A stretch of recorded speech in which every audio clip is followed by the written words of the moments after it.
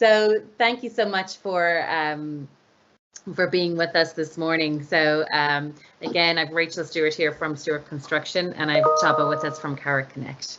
So we're really going to focus today on talking about burnout in the construction industry, but also really in the industries that have that on-site working, and focusing on Rachael, your own experience in regards to Stewart Construction and the years of experience that you've had, and then Tobba, your own experience in regards to the Cara Connect side of things, about actually being I suppose mental health and well-being professional as well. As always, we have questions and answers. So I have Jenny with me today. So if you have any questions and answers throughout the session, please feel free to put them into the questions and answers section, and we'll also be sending a recording of the webinar as well at the end of it. So again, if anybody has any questions, stop me from talking, I'd be delighted. Rach, I suppose if you want to introduce yourself to everybody and your own background. Yeah, absolutely. So my name is Rachael Stewart. I'm from Stewart Construction, which is a fourth generation family business. We're headquartered in Galway in the west of Ireland. Not a bad location, even on the wet days like today. And I suppose we operate across all sectors in Ireland. We're fully based in Ireland at the moment anyhow, and we are nationwide with probably a majority of our work in the East Coast and the West Coast and Midlands. We work on, let me see, an example everybody can relate to is Aldi. We've built, I think it's 101 Aldi stores. So Tobba, you'll recognise Aldi as well. I'm sure there are Icelandic Aldis. And we have built schools, hospitals, hotels, data centres. We're particularly active in the pharmaceutical sector, working for people like Medtronic and Grifols and Integer. So yeah, we employ approximately, directly maybe 100 employees, but actually the supply chain is obviously extensive, because you could have 20 people directly working for you, but actually have a site that has over 300 workers on it at various stages, depending on the program and the intensity of the job. So yeah, that's me and us. Perfect. And Tobba, if you want to give us a brief introduction to yourself. Yes, hello everyone. Very nice to be here with you. I'm Tobba, I'm Icelandic. I am a cognitive psychologist by training in research, basically, but I've been a politician and all over the place trying to increase access to the support people need for the longest time. And I started and founded the company that is called Cara Connect, and is in Dublin as well. And we give access to numerous kinds of professional help for companies to relay support to their employees. Yeah, happy to be here, and I'm very interested to hear about your results. Perfect, thank you. So I suppose if we focus first in regards to really understanding the mental health challenges in the construction sector, we recently completed a report. Rachael, we were talking about it earlier this morning. I don't think any of the findings are massively surprising to anybody. I suppose it could be a bit disappointing that in the construction industry, it hasn't really progressed that much in terms of embracing mental health and well-being, but there are some positives as well. So, I think we spoke about this earlier, Rachael, that 32% of people struggle with mental health and well-being, 40% still continue to work. I don't think any of those stats would be that surprising to you, Rachael. What do you think? Well, yeah, no, I think the fact that 40% don't feel comfortable talking about mental health, I think that's actually an improvement. Yeah. I was actually quite, I think that's quite a positive, because I think before that could have been about 80%. If not 100. Wouldn't have liked talking about it. Yeah. And just, I suppose, in our own company, I checked in with one of our most brilliant foremen this morning to talk to him about it on one of our largest sites, Integer, and I just said to him, how are you finding things? He's worked with us for over 40 years, and he's seriously talented expert foreman, and he has seen it, you know, he's been through the various changes, and he said he thinks that it's definitely improved. And one of the reasons is that we carry out toolbox talks with every subcontractor that comes onto our site. One of the main parts of the toolbox talks covers mental health. So he said that that was probably the most fundamental change that he's seen impact positively over the years. Wow. So we actually talked about, because when I was up on site recently, I had a meeting up there, but it happened to be over lunchtime, and I saw that a lot of the guys, and I'm saying guys because it was more guys, there weren't many women in the cars. At lunchtime, they tended to go to their car. And that was the one thing that I've noticed. It started happening during COVID, and it has continued. But I think it's actually, you know, we talked about it, and I think it's because they want to check in on their mobile phone and check in WhatsApp, but it's very isolating. So we have a really good facility. We've very good facilities on site. And previously everybody used to go into the site canteen and have lunch together, but now at least 2/3 go to their cars, which I think is a shame. And I suppose all you can do is encourage that they might come in, but you can't, you know, control it. Particularly, they're not our own direct employees. They are the specialists coming in and out to various sites across Ireland. So that's just one thing I noted, that, you know, mobile technology has changed a lot, and maybe you know, we're connected, but we're connected in very different ways. Yeah, I would agree with you, Rachael. We're connected, but we're very disconnected from people in front of us. Yeah. So Tobba, if we talk, I love the idea of the toolbox talks, Rachael, and some of those kind of interesting ways that people are addressing that.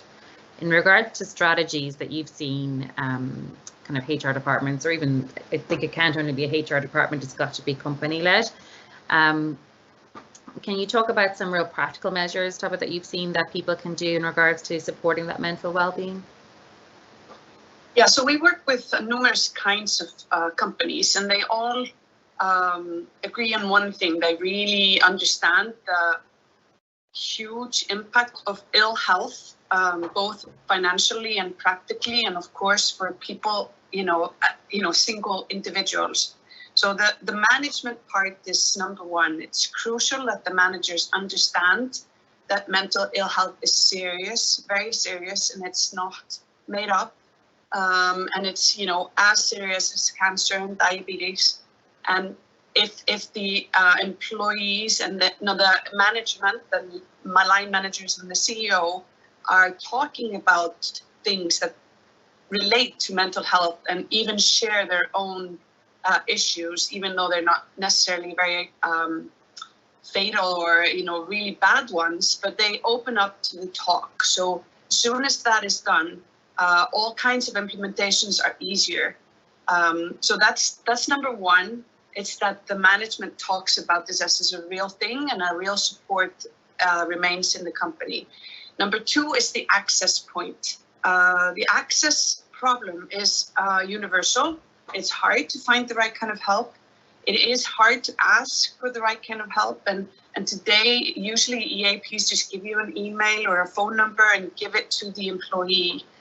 Most of the line managers are saying to us, that's not working anymore. They're asking us to figure out with them who to find. So that's our main mission, is to increase the access points and make it available so that the digital part of it is so super easy for the employee to click and book. Another factor of this is that the employees usually tell their next of kin that they're feeling bad. They don't talk to the managers. So it's important also to make sure that the family knows about the resources that the employers are giving out, because then the next say, hey, I know your company actually provides something. Remember, let's check it out. And that's the one way of many that can take those hard steps, because I think for Rachael, I think the most important problem is stigma. And if this is correct, the numbers that you're showing, maybe that's going away with the younger generation. The stigma is probably leaving, but we still want to have the older ones check in and make sure that they're feeling well. And the third part really is safety reviews, probably what you were saying, Rachel. It's implementing the mental health into safety reviews, not just asking about do you lock, this, and do you clear this when you're doing X and Y and Z, but also, are you talking about mental health, or do you have the support system in place? Are you showing your employees where to go if they have problems? So these are like the three major steps: management and the access, and then be a part of the reviews. Yeah. And actually, just to your point there about access, I think that, so we have HRLocker, and if you could, and it's a fantastic application, by the way, if you had the app accessible through there, and I like the fact that it's anonymous, because then people don't feel that they're being tracked, because, I mean, who wants really that's so personal that you don't want to share it at that stage, but that if you feel that there is an access to getting support, you will avail of it if it's a supported function in your business. So, but you could have it accessible through various apps, because I find, in construction and on site, the apps that our personnel are going in and out of, the site staff, are project management apps and safety apps and HR apps. So if you had it across all apps, and it was just there, and it became very much part of the background, and then when they're in their car at lunchtime, if they're feeling bad, they just tap on the app, and they know that they're not being tracked and that there's nothing untoward about it. And I do think the destigmatization is happening. I'm really glad to see, like, I have a 16-year-old, he has no issue talking about mental health. I think it is absolutely changing. And I think, to your point, Tobba, when we were talking pre this webinar, that it's about now trying to support well-being and move away from it being mental health, and try and support well-being activities and train and educate and support a true, it's a true accountability for that as managers, and try and help managers understand it so that they can then deliver that message across their own personnel. Yeah, and again, on the apps, Rachel, we make it so that the app can be, it's just a website, basically. It's a link that can be anywhere. It could be a QR code on the site. It could be in HRLocker. It could be anywhere, really. That's number one. But it's also, like you say, the privacy part is a huge factor, and not just the privacy part. So we add on all kinds of professional services, so financial support, menopause, all these kinds of services, which means that they can also talk about using it together.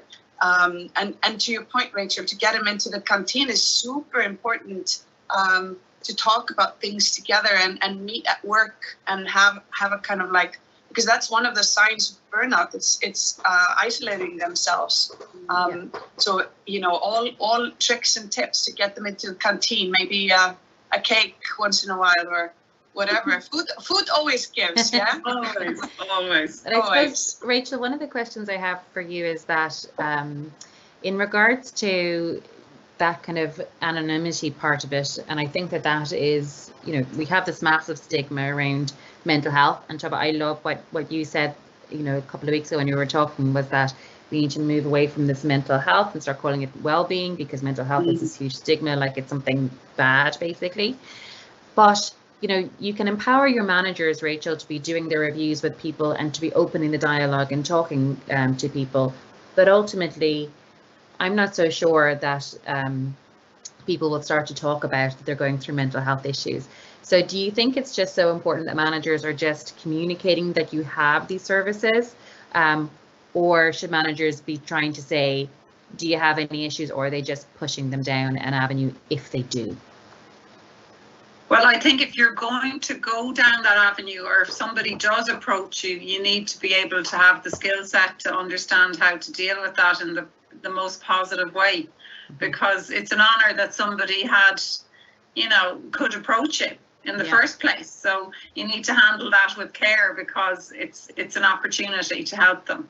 So yeah, I don't know how many will approach, and I think to that point, the point made about making family aware of supports is critical. I've written that down and taken that away, because it's really just about creating as many avenues to support that are safe and supported as possible. So yeah, and I don't know if that answers. No, it does, and I think and making it easy, Tobba, I think is the key.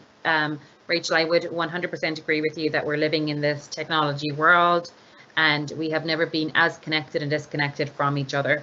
And I think that, you know, one of the things I spoke to you about earlier was that there's been just this massive shift towards flexible working, hybrid working, remote working, which is fantastic.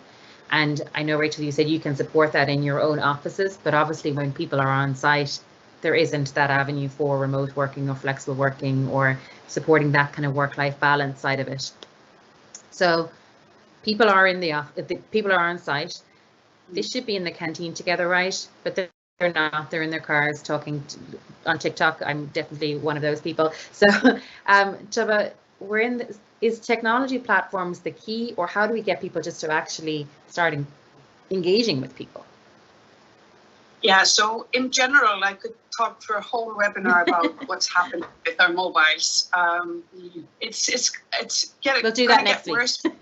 It's going to get worse before it gets better. Let's say this is you know, the mobiles are addictive, very addictive, and it seems it doesn't even matter if you're actually talking to someone or not. You're just browsing and you're looking at other people's lives, looking at other people are saying, and it actually is increasing mental health problems.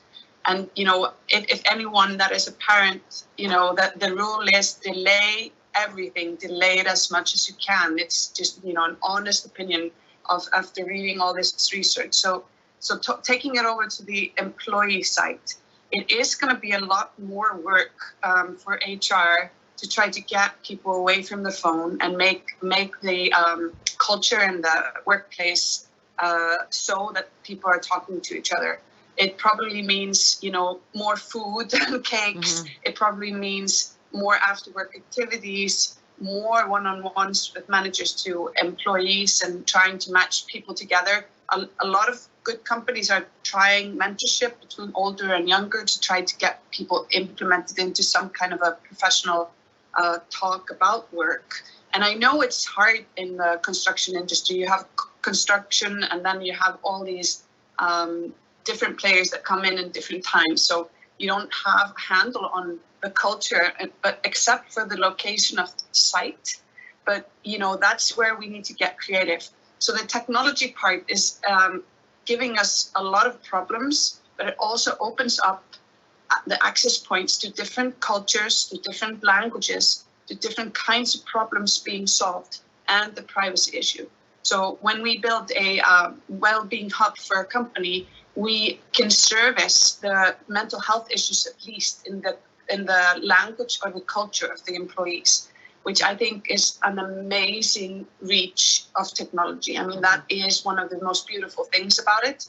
But we also make sure that there is a location-based professional help, because not everybody's okay with the online support systems. So we really need to use technology to make people meet as well. Yeah. So this is how we and the professionals, you know, even though it's maybe nutritionists and sleep and all these professionals, they all say it's very important to be able to meet them once or twice face to face, but the rest of the professional support can be online. Mm-hmm. So it's important to mix the good parts into the technology. Keep it going with face to face. We're going to be asking for more face to face to help with all these problems. Yeah. And Rachel, I loved what you spoke about earlier, the toolbox talks. How have, you know, from Stewart's construction perspective, how have you focused kind of incorporating the mental health promotion into your own company culture? Well, I think the Construction Industry Federation has been very vocal about mental health because it was such a serious issue. Mm-hmm. So I think since probably about 2015 or 2016, I've seen a shift there. And I think because that's across all industries, the construction industry kind of supports main contractors, subcontractors, specialists, and it covers the whole cohort. So I think the fact that they have been so vocal and supportive, and there's been so many training courses and so much social media focus, that has seriously helped. We brought in our own safety week, actually, which has just been amazing. So it really makes it an intense focus, and it gives momentum and a bit of a buzz. And every site takes part. And what we do is particularly focus on mental health. Brilliant. And we get people like SkillNets and the construction industry and Pieta House, who are an organisation who help suicide awareness. So we get people like that in to speak to our employees, and then we hand out prizes and loads of cake, Tobba. You'll be very delighted. Loads of cake. Yeah. So, yeah, I think that's been really good, and people look forward to that now in the company. Obviously, COVID changed things a little bit, so we're, back on track. But we are really making very conscious efforts in that space. But I think the main thing where we could improve, and there's always room for improvement, is empowering our managers to feel more comfortable in that space, and not exposing them as well. So I think it's all about support, education, support, increased access across whatever platform, new generations need, and creating facility to speak and meet together and be connected in some way, just to support those initiatives. So yeah, we're definitely trying our best, and I see huge improvements. And I know some people would be shocked with that 40% aren't comfortable talking about it, but I actually think that's a huge improvement for. Well, you can flip it the other way, can't you? You can flip it the other way, that 60% are. Looking, which is super. They're the kind of initiatives, apps, I suppose, and we share out, we send out regular updates, and we actually share good news as well. And we're doing a run, and everybody's got involved, and we're on a WhatsApp group, and we try and promote those, and I suppose that gets harder to do things like that when there is flexible working and hybrid working. So you have to be more concerted in your efforts. And I suppose everybody understands that there are capacity constraints in the industry, the whole, in the construction industry, and we have to deliver the housing for all project, the retrofit agenda, every, policy changes, there's innovations and modern methods of construction. The change has never been so intense, I think, in all my years in construction, and I'm a long number of years here. So I think that we just have to be creative in supporting open solutions. No, I think you're right. And Tobba, from your perspective, how can companies best kind of integrate that mental health, well-being promotion into their core values and culture? Well, it sounds like Rachael has a lot of things going on, but it has to fit with the culture of the company. It has to be, whatever, for example, a remote company will have the same isolation problems because people are just all over the world and they're just by themselves. So trying to ask, one-on-one with managers is super important. And like Rachael says, how do we empower the managers to help them? It's really hard to put that on a manager that they're feeling bad, that an employee is feeling bad. So they really do need to have a resource available for them, because we don't want the managers to go home and try to figure out what should I do about this person. So we really need to know and teach the managers where their line is, what they should say when people are sharing, because it's important that they do trust to share. But then the line manager shouldn't have that as a headache for a long time. And it's a management relationship, not a friendship relationship. So it really needs to be clear, what do I do when there's a mental health problem on my desk? So this is extremely, like I said in the beginning, this is number one, that the managers are in line with the policy of the company, and they know how to speak about it and know where the resources are. Yeah. So I think that's just super important. And then teaching the managers also how to see the signs of burnout. I mean, the burnout signs are quite low key, actually, but the right questions can bring it forward. Like, do you see meaning in your work? are you tired of the day? What are you doing when you leave work? Asking like very easy questions like that can actually bring the line manager to information that is showing stress or burnout. So it doesn't have to be, how are you feeling today? It's more, what are you doing? How are you sleeping? How do you eat? What I love about our solution is that the dietitians that are talking to someone can see immediately if this is a dietary problem, if it's a mental health problem, and then they can just say, hey, on the site there are a couple of psychologists or psychotherapists. I think you should maybe check one out. And this kind of network of professional services is helping each other, giving the right kind of support. Yeah. So it's important. This is super hard for a line manager to figure out. It's almost impossible. So this is how we try to support them, to be able to say, I'm sorry if you're feeling this way. Can this help? Is there something here we can book together? Or do you want to take this home and figure this out by yourself and check in a week?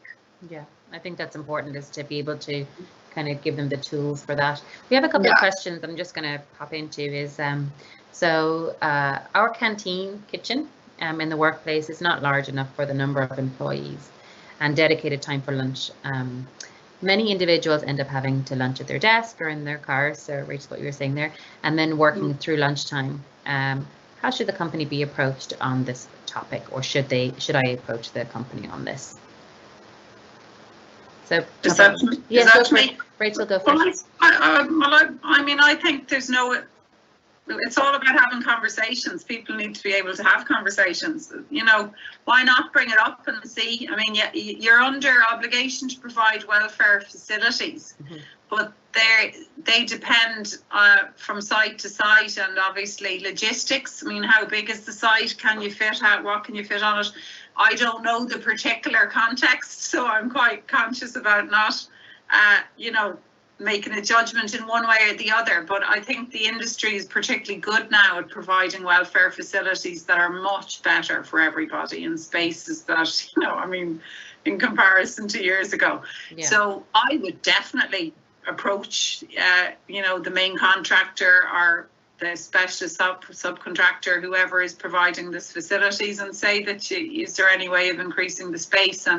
But you could increase the space and find that people don't come, which is what I was saying, that we have the space there, but the people are still in their cars, which is why we're here having this conversation about how to adjust according to the needs of modern society, and mobile technology having a huge part to play in it. Yeah. So I hope that answers the question. Yeah. Definitely bring it up.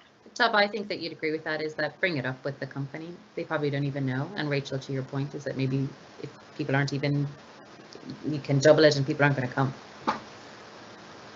Yeah, like I said before, I think next years are challenging for HR, because you really need to be innovative in trying to make people talk and meet.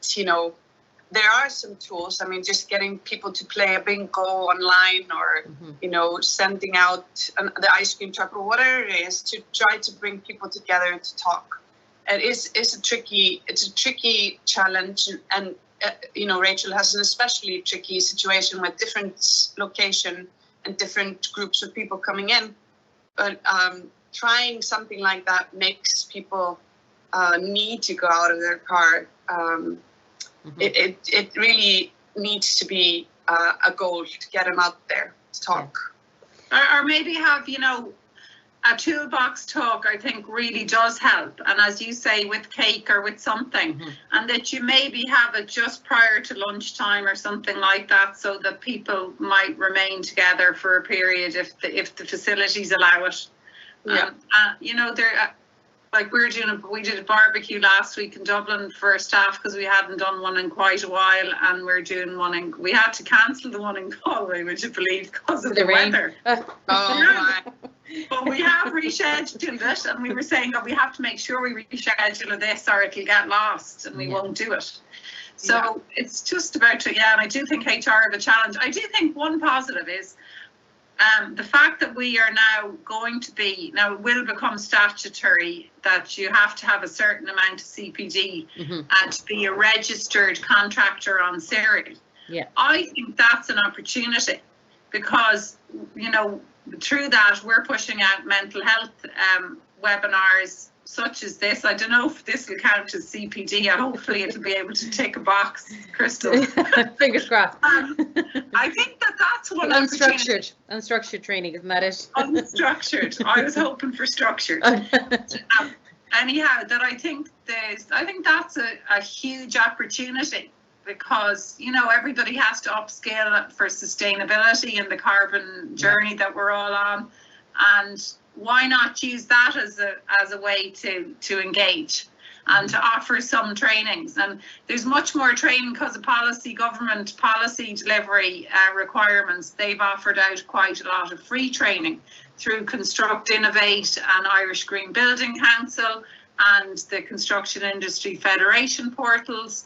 And you have all these portals where you can access training, and why not provide it in the canteen with cake? 100%. I think that's definitely an easier win, because people have a reason to turn up. It's a bit like the football match. You need something to turn up, and then you might bring in mental health as a part of it and try and make it a company policy to ensure that that's brought in on every time to some degree, and that managers are trained now to bring it up.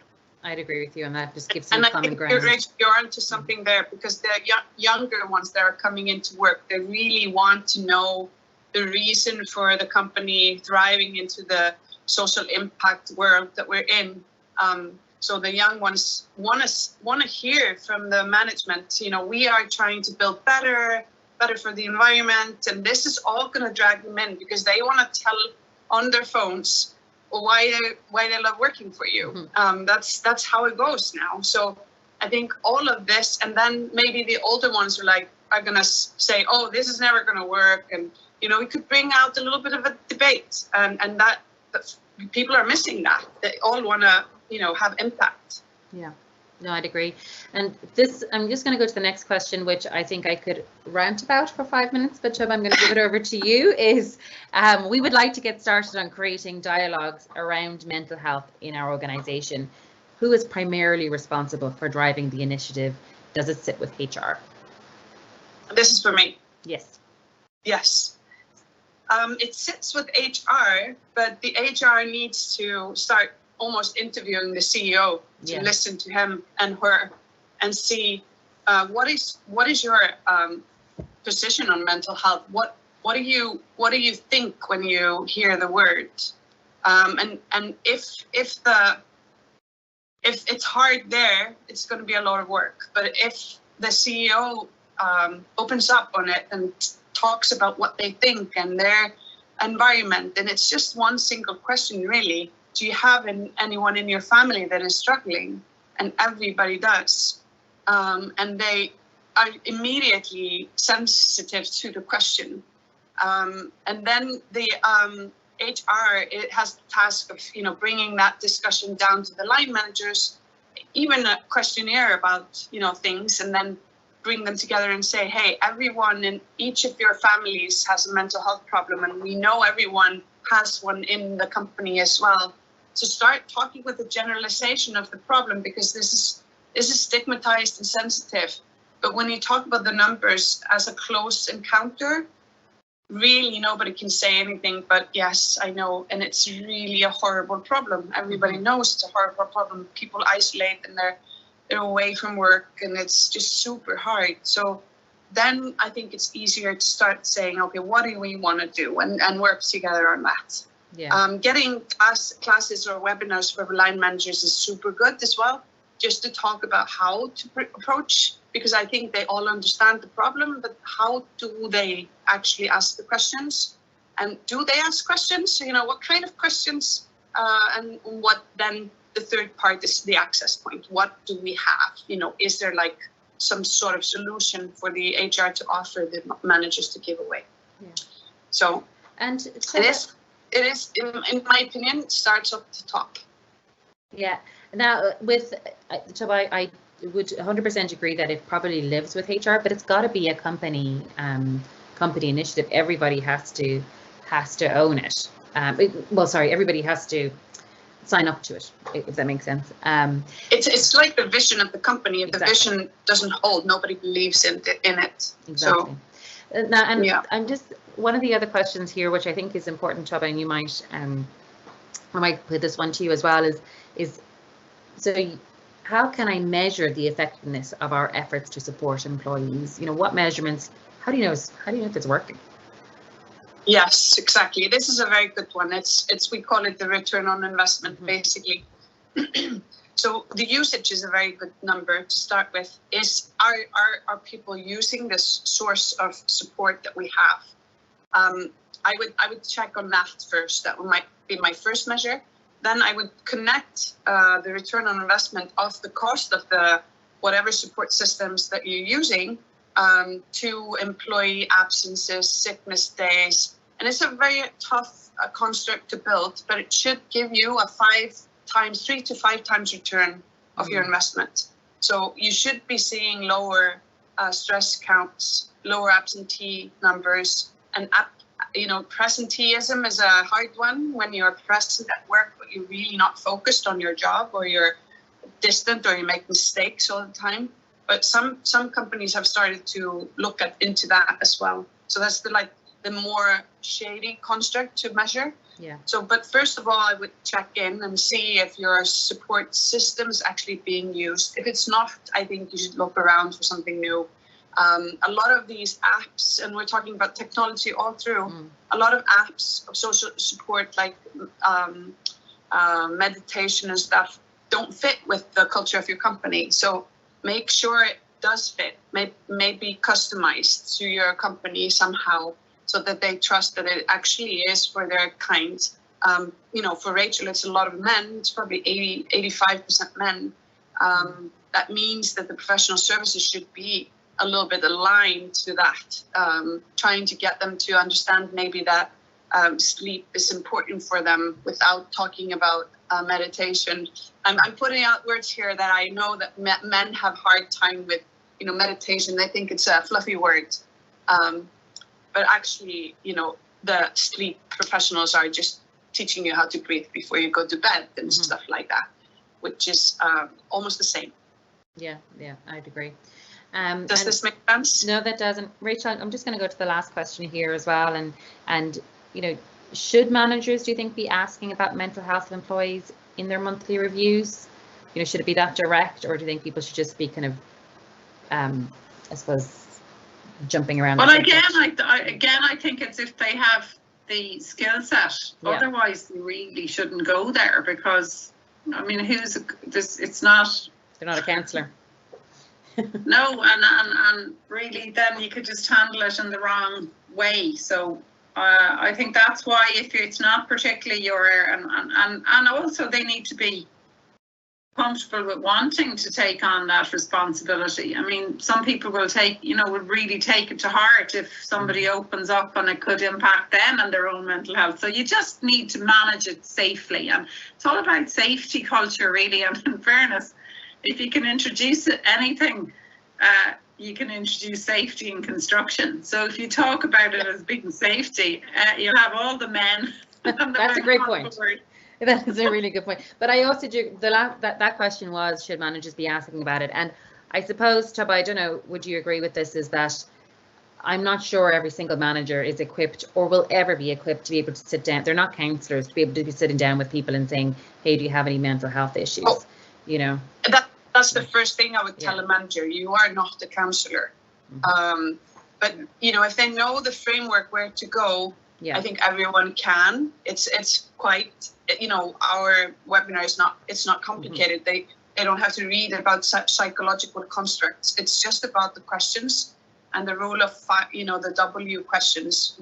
Why are you feeling like this? How can I help? And, try to not go into giving them advice, and just being sure that they have those simple tools and then something to support them. Yeah. So it's not very complicated, and they're just like you say, Crystal.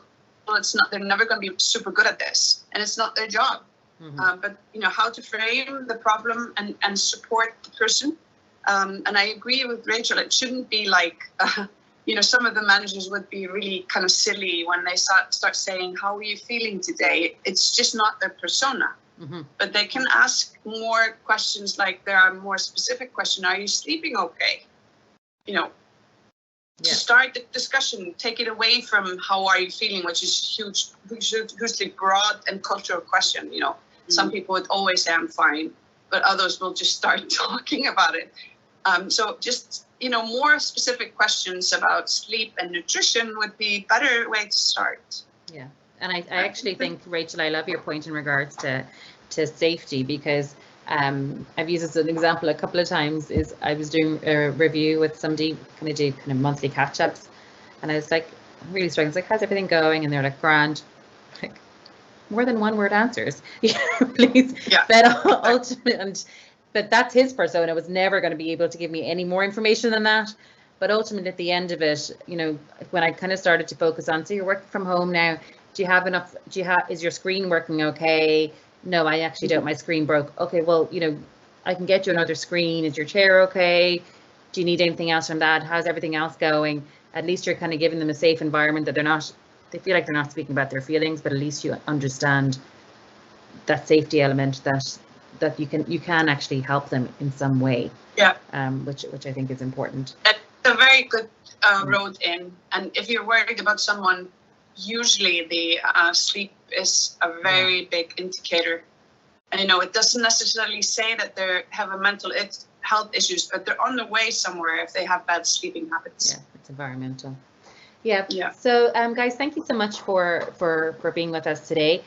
Jenny, I think you're going to pop into the chat there the report that we've done in regards to the different the burnout report, which is some interesting stats. But Rachel, I really appreciate you taking the time. It's interesting to see some real life examples. Yeah. And Tobba as well, yourself, that you've actually been out there speaking to people. The best way for people to get in contact with you guys is probably through LinkedIn. Would you say? Super. Perfect. So yeah. Oh yeah. So honestly appreciate it, everybody. Like I said, Jenny, you've put that in the chat there for anybody who wants to download the report. If anybody wants to chat to us about anything, feel free. Tobba, Rachel, your details will be in the email that goes out anyway. So thank you so much for taking the time. I could have spent another half an hour chatting to you. Yep. Go and have some cake. Go and have some exactly. cake. I'm having cake. Thank you so much. So the one thing I took from today's webinar was that we're allowed to go and eat cake for the day, which is good. So thank you everybody so much, and take care. Thank you. Thank you.